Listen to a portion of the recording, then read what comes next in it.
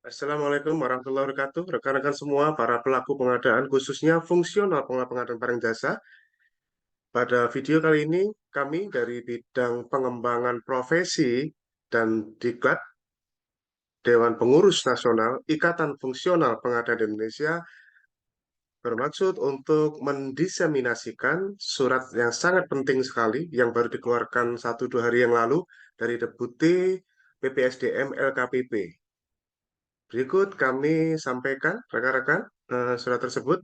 Ini adalah surat dari Deputi Bidang Pengembangan dan Pembinaan Sumber Daya Manusia, Sultan Suangkupan Lubis, ya, nomor 4076 strip D3.02 strip 2023 mengenai penilaian angka kredit jabatan fungsional pengelola pengadaan barang jasa sesuai ketentuan Permen Pan RB nomor 1 tahun 2023.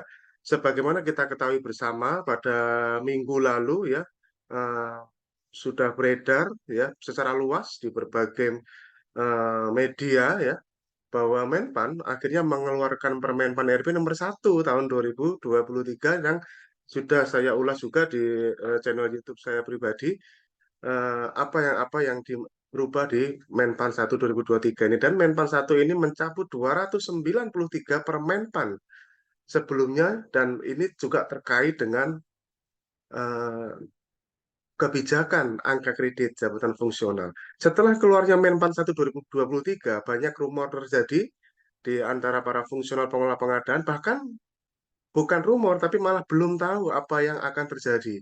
Sehingga dipandang perlu, dan dalam hal ini kami Ikatan Fungsional Pengadaan Indonesia sangat mengapresiasi langkah cepat yang dilakukan oleh LKPP, Deputi PPSDM LKPP, dengan dikeluarkannya surat ini yang ditujukan kepada seluruh kementerian lembaga pemerintah daerah, seluruh kementerian lembaga pemerintah daerah. Nah, kita bacakan surat ini, rekan-rekan, bahwa ini surat ini adalah sebenarnya menindaklanjuti ketentuan pasal 58. Pasal 58 Permenpan 1. Ini pasal 58 seperti ini ya, rekan-rekan. Nah, ini pasal 58 berbunyi pada saat peraturan menteri ini berlaku, hasil kerja pejabat fungsional yang dilaksanakan sampai dengan 31 Desember 2022 tetap dinilai angka kreditnya berdasarkan peraturan menteri yang mengatur mengenai JF masing-masing. Jadi, dan proses penilaian angka kredit dilakukan paling lama sampai 30 Juni 2023. Nah, dengan itu, Bapak Ibu, eh, maka di sini ada kalimat pengumuman penting yang diberikan oleh Bapak Deputi ya. Mohon untuk dijadikan perhatian untuk seluruh kementerian lembaga pemerintah daerah. Nah, ini merupakan bagian dari tugas kami mendiseminasikan surat ini dengan harapan tentunya lebih mudah terdiseminasi, dan juga ada hal-hal tertentu yang barangkali bisa kami sampaikan selaku kita sebagai sesama fungsional, sesama praktisi fungsional pengelola pengadaan. Pertama adalah hasil kerja pejabat fungsional pengelola pengadaan yang dilaksanakan sampai dengan 31 Desember 2022 tetap dinilai angka kreditnya berdasarkan Permenpan 29 2020. Berdasarkan Permenpan 29 2020 tentang jabatan fungsional pengelola pengadaan, dan juga Kepdep 50 tahun 2022 yang sudah pernah kita bahas di channel YouTube saya ya, tentang pedoman penilaian kinerja dan standar kualitas hasil kerja JFBBJ. Jadi yang intinya adalah angka kredit hasil kerja Anda sampai 31 2022 itu tetap pakai aturan yang butir-butir kegiatan tetap dipakai seperti biasanya. Hanya sampai 31 Desember 2022. Sekali lagi, hanya sampai 31 Desember 2022, pemberlakuan butir-butir kegiatan yang ada di Permenpan 29 2020 itu berlaku. Selanjutnya sudah tidak berlaku lagi dan lebih kepada seperti kayak ruang lingkup pekerjaan fungsional.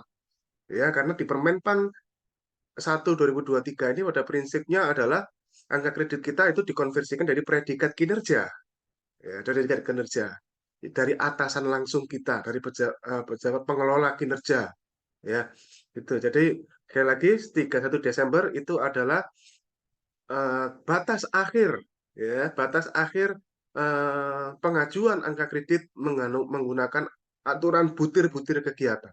Itu ya intinya ya. Saya berusaha menyampaikan pada Anda dengan bahasa yang barangkali ya lebih mudah.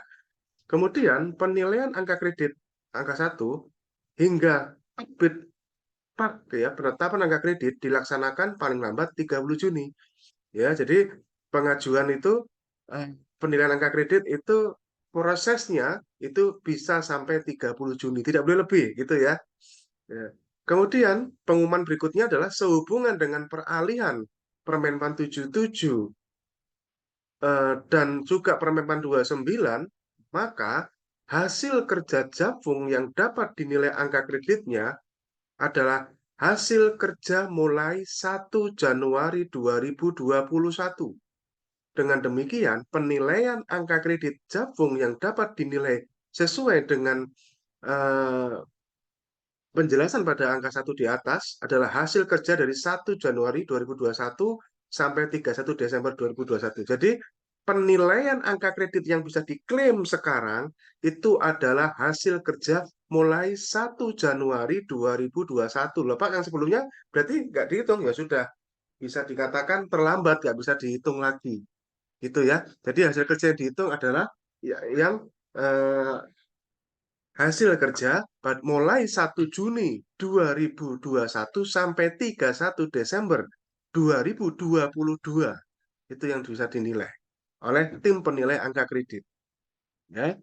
Jadi bisa dikatakan tim penilai angka kredit yang menggunakan butir-butir kegiatan ini pensiun setelah melakukan penilaian 31 Desember 2022 yang kerjanya sampai dengan paling lambat 30 Juni 2023.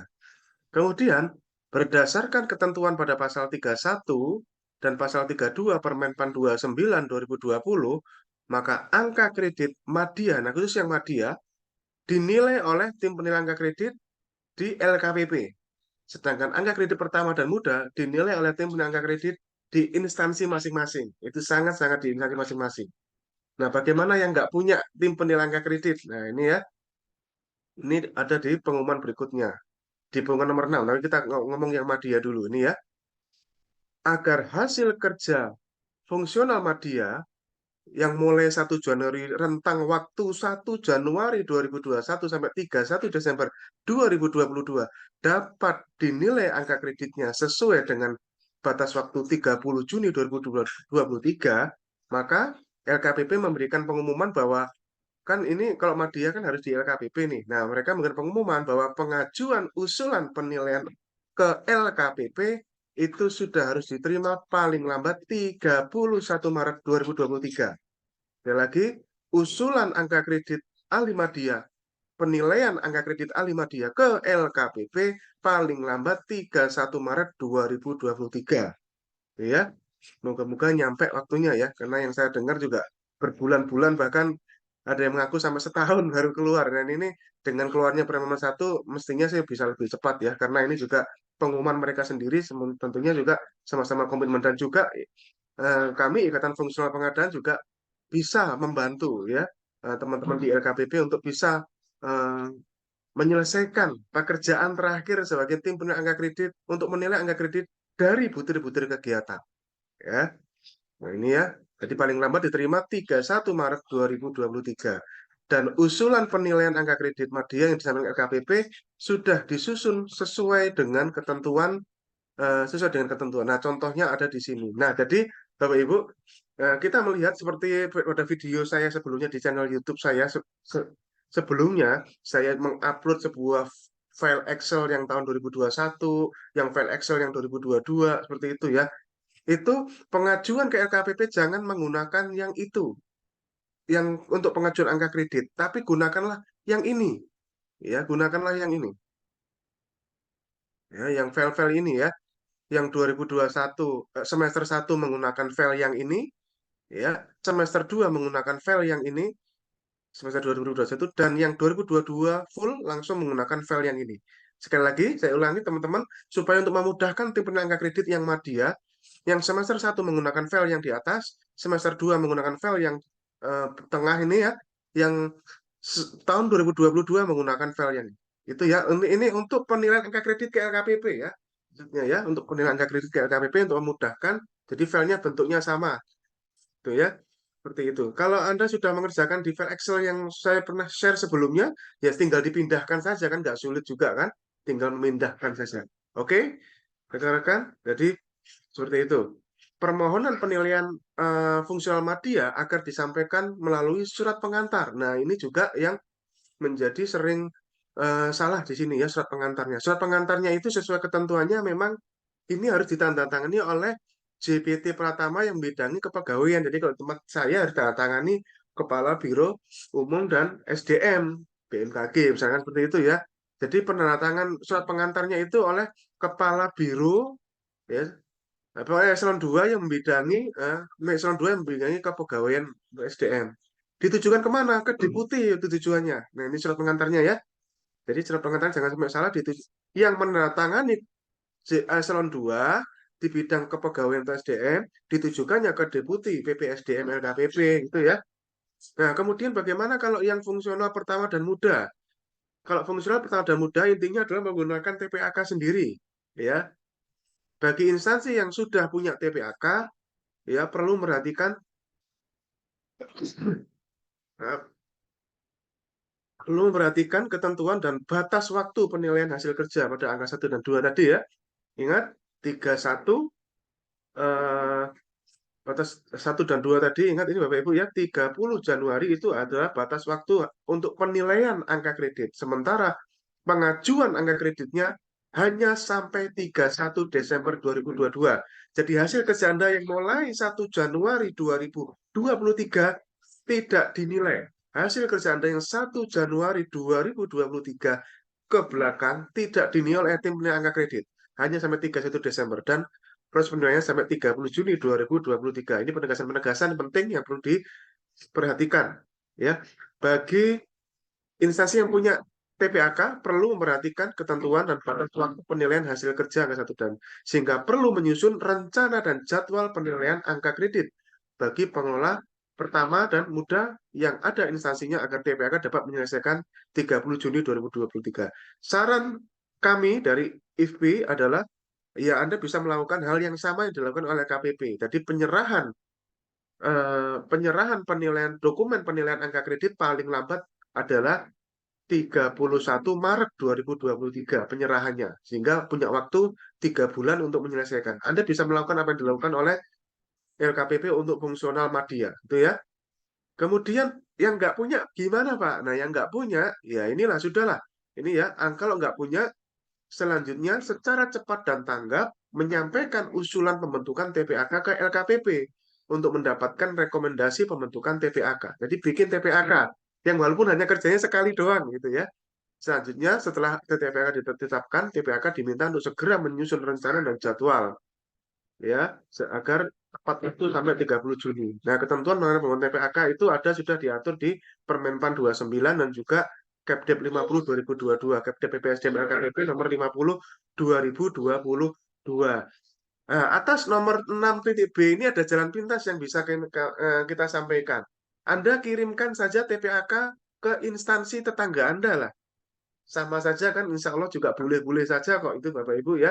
Asalkan instansinya bersedia. Misalkan di Pemda sebelah atau ke instansi pemerintah pusat yang ada di tempat Anda. Ya. Tapi kalau Anda di Pemda mestinya Anda kirimkan saja ke TPAK ke Pemda sebelah gitu yang memang bersedia kan. Nggak mesti nggak bersedia kan gitu ya. Itu juga menjadi jalan pintas ya. Ya, selain juga karena membentukkan TPAK juga butuh waktu, sementara waktu ini berjalan, ini sudah 11 Februari, video ini dibuat. Kalau pembentukan ini karena ada lintas sektoral antara UKWBJ dan bagian SDM, ini mungkin butuh waktu. Tapi tidak apa-apa, kalau memang ini diinstruksikan di sini oleh Pak Deputi membentuk TPAK, ya ini menjadi solusi ya, menjadi solusi dan nanti akan dipandu secara cepat. Nah, alternatifnya adalah Anda kirimkan saja ke TPAK Pemda sebelahnya ya yang terdekat dengan Anda yang memang bersedia karena sekali lagi tidak semua TPAK mau menerima ya penilaian dari angka kreditnya seperti itu pengumuman ya dari Deputi PPSDM LKPP Pak Sultan Lubis ya mohon untuk jadikan perhatian kita semua ya Semoga informasi video ini berlaku dan mohon disebarluaskan ke seluruh instansi pemerintah, kementerian, lembaga pemerintah daerah. Terima kasih, kami dari bidang pengembangan profesi dan Diklat Dewan Pengurus Nasional Ikatan Fungsional Pengadaan Indonesia menyampaikan terima kasih kepada semua pihak yang berkenan menyebarkan video ini dan membantu. Apabila rekan-rekan semua membutuhkan pendampingan terkait dengan penilaian angka kredit, maka kami Ikatan Fungsional Pengadaan Indonesia, khususnya di bidang pengembangan profesi dan diklat, akan siap membantu Anda semua. Ya, saya sendiri tidak pernah merasa kesepian di IPI, banyak sekali personel-personel yang jauh hebat-hebat, Bapak Ibu, apalagi terkait dengan penilaian angka kredit. Ada di sini master suhu kita terkait dengan penilaian angka kredit, ada Mas Rangga di sini narasumber nasional akan siap membantu. Ya, ada Mas Adi Kristianto, ada tim penilai, ada Mbak Cici dari Kemendikbud, dan lengkap banyak sekali ya personel-personel tangguh dan handal dan kompeten yang akan siap membantu Anda ya dalam uh, menyelesaikan PR akhir dari tim penilai angka kredit dan juga untuk para fungsional dalam menyelesaikan pembuatan SKP 2021 dan 2022 untuk pengajuan angka kredit. Ya, terima kasih, sukses buat kita semuanya. Salam pengadaan, integritas, kompeten, dan inovasi.